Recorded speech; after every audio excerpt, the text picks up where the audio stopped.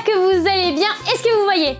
Là, là, là, là, là, là.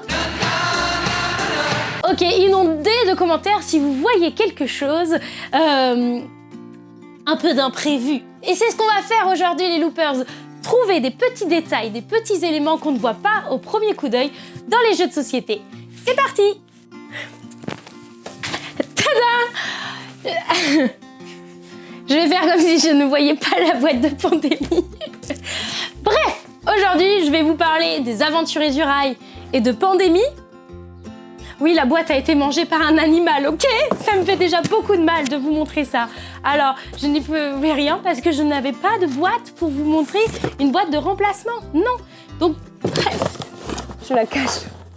En gros, ici, dans ces deux jeux, nous avons deux magnifiques plateaux qui représentent la carte du monde ou la carte de l'Europe pour les Aventuriers du Rail. Et sur les deux maps, on peut voir qu'il y a la ville de Essen et non l'Allemagne ou une autre ville d'Allemagne ou même la capitale, etc. Là, ici, nous avons Essen. Essen est une ville très très importante dans l'univers ludique parce que c'est là où se trouve le festival où on vote pour un meilleur jeu, le Spiel des... j'arrive pas à le dire. Spieldeljar. Spieldeljar.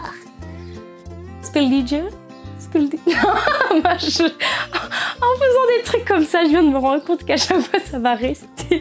Bon Dieu, bah bref. Et mon Dieu, mais c'est effrayant ce bon bref. Du coup, Essen est une ville super importante dans le monde ludique parce qu'il y a le plus grand festival international, tout simplement, qui regroupe beaucoup de jeux, plein d'éditeurs, plein de distributeurs internationaux. Voilà, j'ai eu la chance d'y aller cette année, c'était incroyable de vivre ça et j'espère revivre ça encore. On continue avec les prochains jeux, avec des détails cachés. Carcassonne. Carcassonne, ici, là c'est la boîte des 20 ans, des 20 ans, et en fait on peut y trouver des petites tuiles qui font référence au précédent Carcassonne. C'est-à-dire que vous avez la tuile de chasseur-recueilleur par exemple qui est sortie l'an dernier il me semble, où le temps passe si vite, ça, je me trompe. Il y a aussi la tuile où des petits habitants courent sur les routes de Carcassonne et qui fait référence à mon premier Carcassonne à partir de 4 ans. Et il y a également avec la savane, avec le lion et les éléphants qui fait référence au Carcassonne Safari qu'on retrouve de moins en moins du coup, vu qu'il date depuis quelques années déjà maintenant. Et voilà, j'ai peut-être pas vu tous les détails de Carcassonne et si ça se trouve vous en avez vu d'autres, donc vous pouvez mettre des commentaires pour nous dire ce qu'on a loupé parce que j'ai hâte de le découvrir, j'adore décortiquer les petits jeux, on s'est bien amusé à le faire, voilà. Du coup on continue avec un prochain jeu. Du coup je vous présente donc Agricola, enfin je vous présente pas Agricola, je vais vous présenter les détails cachés dans Agricola. Uwe Rosenberg, et si ça se trouve ce n'est pas Uwe, mais nous avons jugé que c'était très mignon de le prononcer comme ça, donc voilà. Je dirais Monsieur Rosenberg, je n'arrive pas à prononcer son nom.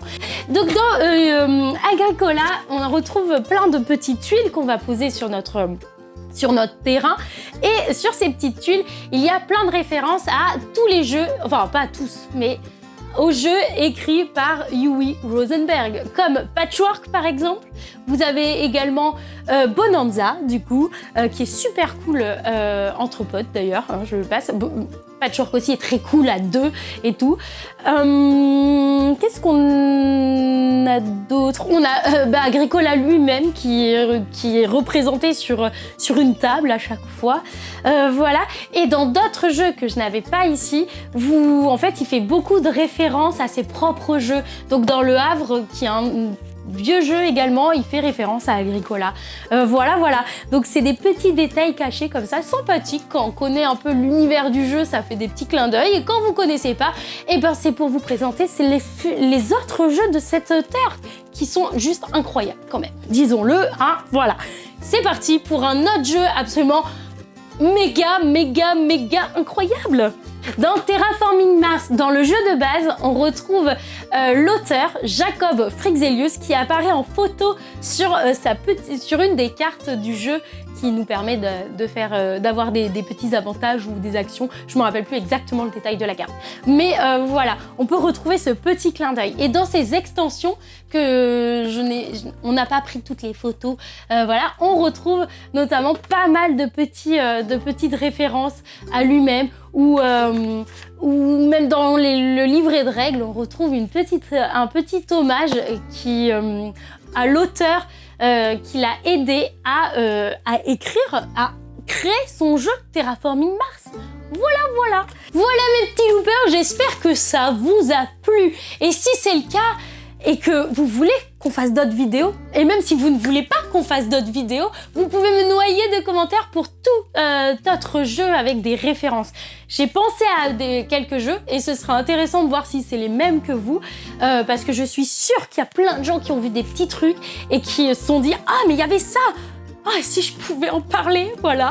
Et moi, c'est ce que j'ai voulu faire, en parler avec vous. Donc, faites-nous des commentaires pour nous dire les petits détails que vous avez pu voir dans d'autres jeux. Peut-être qu'on pourrait s'en servir pour informer, parce que c'est quand même un sujet important d'informer les autres sur les petits détails cachés dans les jeux de société. À très bientôt les loopers. N'oubliez pas le gros pouce de fin de vidéo et abonnez-vous.